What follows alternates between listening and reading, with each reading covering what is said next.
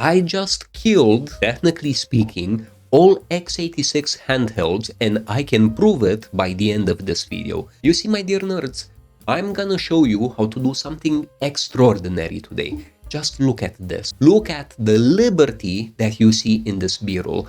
I can play basically any x86 game that's present on the Steam Deck or PC on any screen size whatsoever with downright unnoticeable latency. And when I say unnoticeable, I mean with the right setup, you get a crazy low latency, like under 10 milliseconds. And this basically allows you to separate the software that makes the Steam Deck and other SteamOS devices amazing, and to basically free them from a hardware perspective so that it can be enjoyed everywhere. And just to make my point, here's me playing some games on multiple screens, but there's other advantages to this setup, namely that you get to have seamless multiplayer with any other person because the devices which you will connect under this setup communicate perfectly with one another, and you can enjoy games with any one of your friends, up to 8 friends I think, while each and every one of you has their own handheld or screen and controller.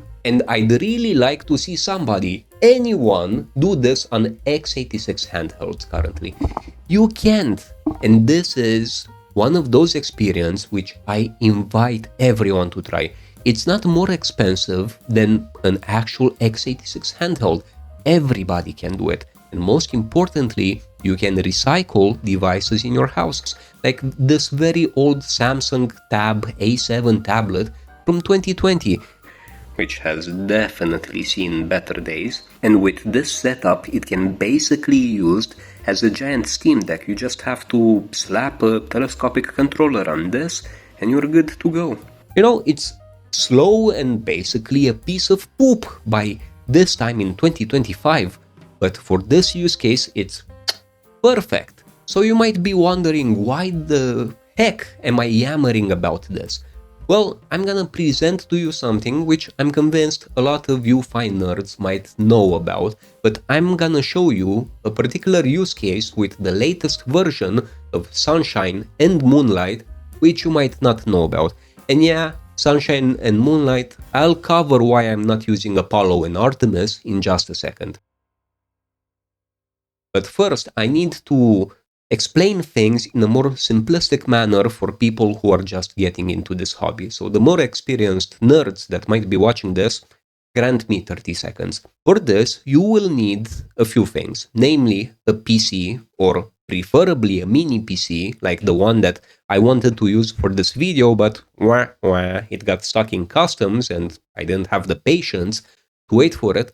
So what you will see here, it will be from my main laptop. But don't fret with this, you don't need a gaming laptop. My laptop right now, the one with which I also edit these videos, a 4 or 5 year old Lenovo IdeaPad Gaming 3, is somewhere around $300 on the second-hand market. Cheaper than the Steam Deck. And it gives way more performance, especially when it comes to the GPU, than the Steam Deck. So when it comes to the base of the setup, we will need either a laptop or a PC. This is the place where you can recycle one of the devices that you have now, or you get to buy a cheapo second-hand, again, laptop or PC. The second thing that you will need is one of these mother flippers right here. And no, this is not what you might think it is. It's something actually way better, and something that spikes your dopamine levels way more than what you might actually think it is. This is a $1 fake HDMI plug, and you will need this because Sunshine requires an actual monitor to have your laptop or PC or whatever plugged into, and this $1 fake HDMI basically replicates a fake monitor that you will use for this setup. I actually got 4 of them in different colors because fake HDMI are like toilet paper, okay? You can never have enough of them. You will have different projects in the future, and you will find out that you need fake HDMI dongles. You will find the link in the description for these. Besides this, you will also need a network cable, because whatever laptop or PC you plan on using for this arguably budget setup, you really don't need to pay a lot for this. you need to make sure that you are tethered via cable to the internet. One end, as you know, will go in your router, another one will go into your PC. And after you have this setup, you are basically almost done. You install this program called Sunshine onto your PC, and then you proceed and install another app called Moonlight onto the client device which you want to have the games streamed on. Now, the client device, my dear nerds, they can be anything that you see in this B-roll. They can be tablets, handhelds with Android, or even Linux handhelds like the Trimui Smart Pro, or it can even be projectors and anything else really. The liberty that you will have with this setup will be out of this world. So Moonlight on the client devices, on the handhelds, and Sunshine on the host device, aka the PC that you will use as a base. And once you do this, it's basically simple. You will have to have both devices, the handheld or tablet and the PC, on the same network. The tablet will then instantly detect your PC. You will click on it, a pin will appear on your screen, and a pop-up will appear on your host device prompting you to put that pin in. And after you do this, congrats, these devices are basically synchronized and you get to enjoy the poop out of it. And the most beautiful thing is that you have liberty here. Every controller that you connect to the client device, like these tablets over here, get instantly recognized as a controller on the host PC. So you get to control all your games remotely. And when I say remotely, I truly mean remotely. You see, my dear nerds, I prepared for this video. And I know some of you will say, but Vlad, this is not a Steam Deck, this breaks down, you can't compare it to an x86 handheld because you are basically doing streaming. If you are not tethered to the same Wi-Fi, you can't enjoy anything. What if you travel? What if you're not home? What if you go vacationing? Well, Sunshine makes it very simple to access your host PC, no matter where you are. You just have to activate the UPnP settings via a toggle in the Sunshine web UI. And after you do this, that PC will already be accessible from whatever network your client device might be. AKA, you can be in a hotel promising your girlfriend that you are on a nice vacation, but in fact you will do some gaming after she falls asleep. You can totally do that, and you don't need a very quick, stable connection. In fact, here's me doing this on a hotspot tethered to my phone, and the latency is only 24 milliseconds. As a point of reference, this is lower than what you get on most GeForce Now servers. So, my dear nerds, you still can use this no matter where you are. If you use your phone with a controller, this is a non-issue. If you use any other device, you just have to make sure that it's connected to Wi-Fi, and we live in a world where most games want you to be online only anyway, so again, non-issue, or you get to use your phone as a hotspot. Point is, you are not separated from this setup, and you won't feel as if you're streaming, not with this ultra low latency. And probably the most important thing which I glanced upon is the ability to play multiplayer in the most freaking comfortable way possible. You see, my dear nerds, every device that you connect, because you can connect multiple devices at the same time, will be recognized as their own device that the host is streaming to, together with its own controller. Meaning that one player with a handheld will be player 1, and the other one will be player 2 because its controller will just be identified as a second controller on the host. So you can play multiple games like Broforce, like Mortal Kombat, like Grid, which is this racing game over here. You can play anything, the sky's the limit. You can play retro games if you set them up on the host. I played Legacy of Kain, the PS2 version, with this setup. I didn't notice any latency whatsoever. And I need you to understand the bigger picture with this. The bigger picture is you can have way more processing power than what you get from a Steam Deck or even any x86 handheld, and you get to free that into all shapes and sizes, into all kinds of different screens. If you don't like the ergonomics of something, just change the controller. If you want to resume playing Tomb Raider on a different screen, you get to do that instantly. But before I wrap up with the technical part, I just want to say that you have to turn off a specific setting that Sunshine comes with it turned on by default. In Sunshine settings over here, you have to navigate to the audio video tab or the video audio tab and go to advanced display device options, and you have to make sure that device configuration is disabled. The default will be verify that the display is enabled. We need to do this for one main reason, my dear nerds. You see, when you stream to two devices at once, those devices might have a different aspect ratio, and we need to harmonize the aspect ratio so that the feed from the host PC will look very similar on both devices. Currently, Sunshine has the tendency to want to play around with the resolution, because by changing the resolution, you get to have basically a perfect image on the client. But we're not gonna do that. So what I advise you to do, and I already hear some of my fellow nerds taking out their pitchforks with this, but what I advise you to do is set the resolution of the host PC at Full HD, at 1920 by 1080, and leave it there. You can set it to 120 Hz, because Sunshine and Moonlight actually allow you to use any resolution and any refresh rate. So even if you have a client device like a handheld that only does 60 Hz, you might have another that can do 120. So it's okay if the host sits at 120, you'll just have 120 FPS coming to any client device that supports it.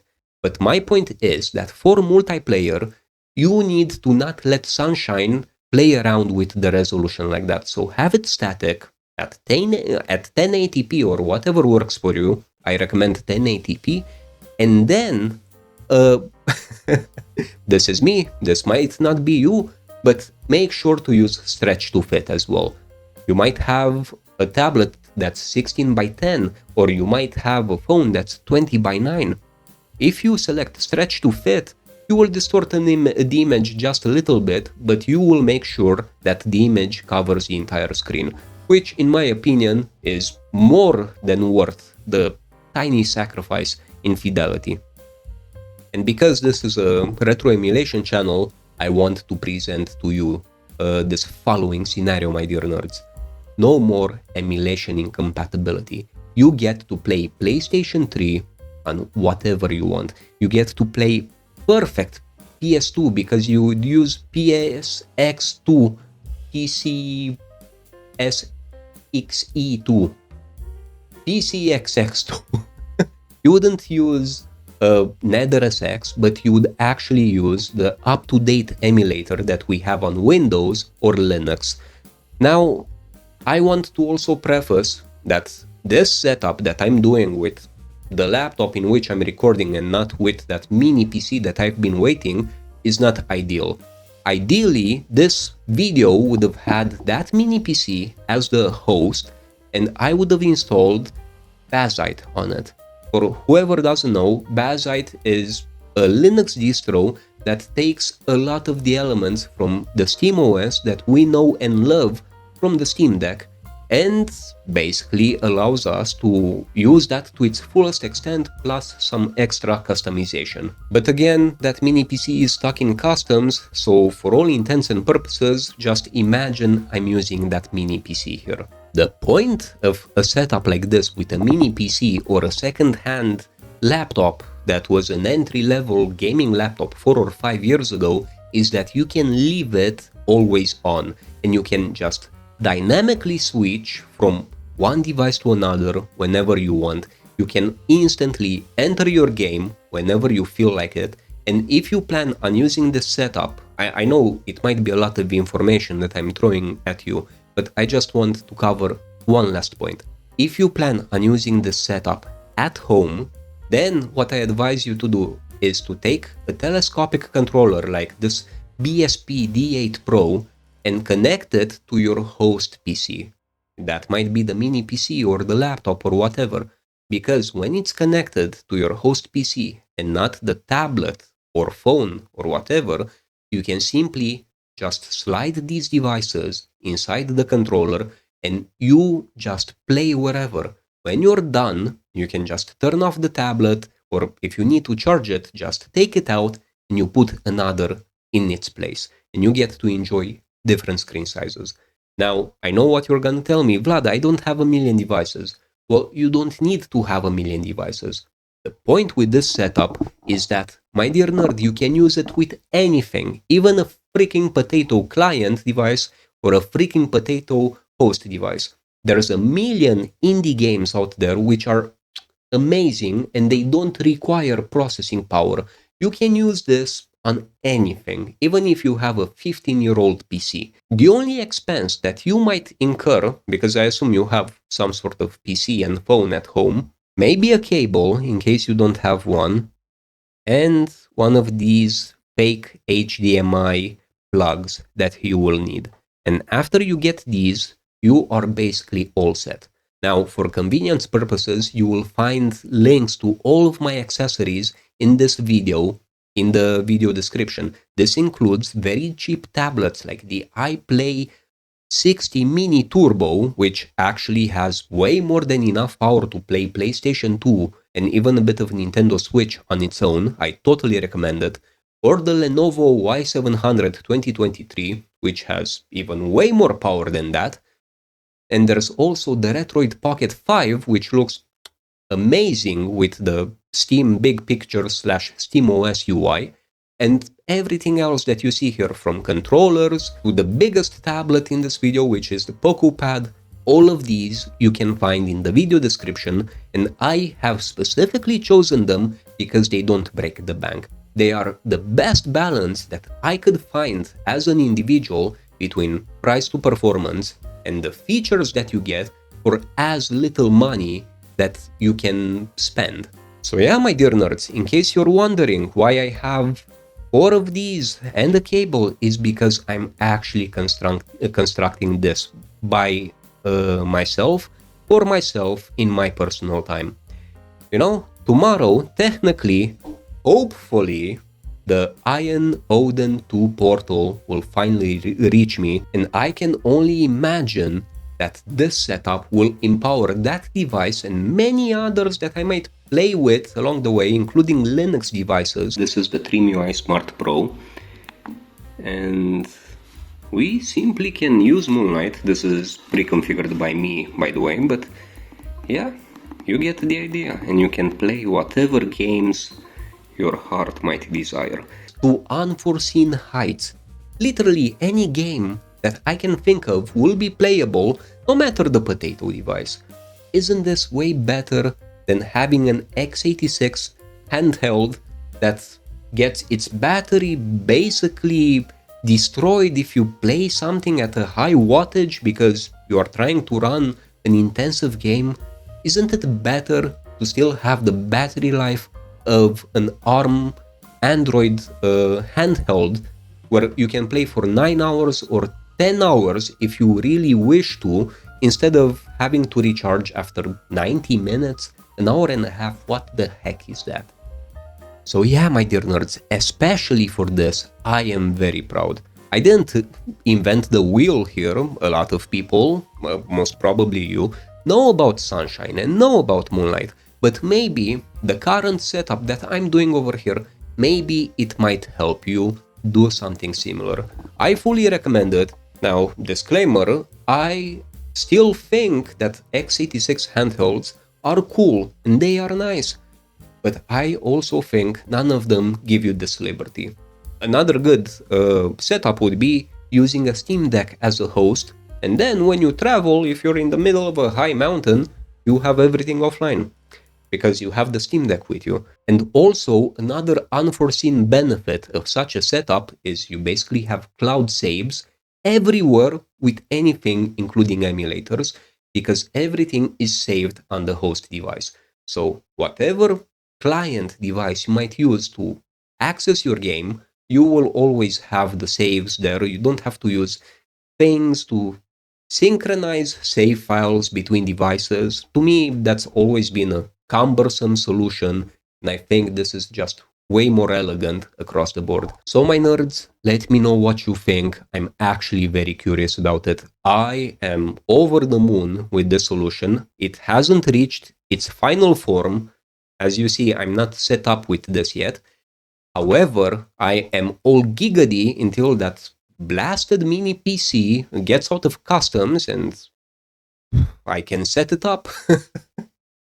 I will enjoy playing things like Backbone and Broforce on that. I'm kind of into these games lately. And the old games as well. Part of the setup will be full-on retro games, cloud retro games, which I find amazing. Tell me what you think. Did I hype you up? Very good if I did. I hope you are hyped up because I am naturally hyped up by this. And also, if you like this idea, do me a favor. I had to burp, so I paused. Subscribe for me, like this video, and if you can, consider supporting me more directly, like being a Patreon or a channel member, or I also have PayPal in the video description. That would help a lot. A lot of the handhelds that I review on this channel, I buy them from my own money. I don't get review units. So if you can, I would really appreciate the support. But my dear nerds, in any case, let me know what you think in the comment section. I am genuinely curious to find out. As for me, I think I talked a lot with this one, and I need some water, first of all, and a small pause. So, my dear nerd, see you in the next video.